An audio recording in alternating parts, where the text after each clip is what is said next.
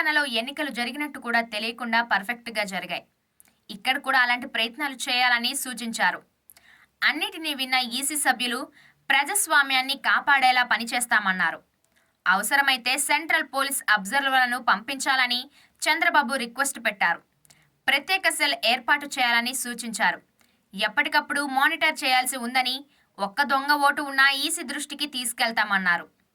కోర్టుకైనా వెళ్లి తప్పు చేస్తే వారికి శిక్ష పడే వరకు నిద్రపోమన్నారు. ఈసీ సభ్యులు రాష్ట్ర ప్రజలకు భరోసా ఇచ్చేలా మాట్లాడారని అన్నారు. ఖచ్చితంగా ప్రజాస్వామ్యబద్ధంగా ఎన్నికలు నిర్వహిస్తామని తెలిపినట్టు వివరించారు. 2 చోట్ల ఓటు వేస్తే తప్పు. హైదరాబాద్లో ఓటు వేసిన వాళ్ళు, ఇతర ప్రాంతాల్లో ఓటు వేసిన వాళ్ళు ఏపీలో ఓటు వేస్తారన్న ఆరోపణలపై స్పందించారు చంద్రబాబు.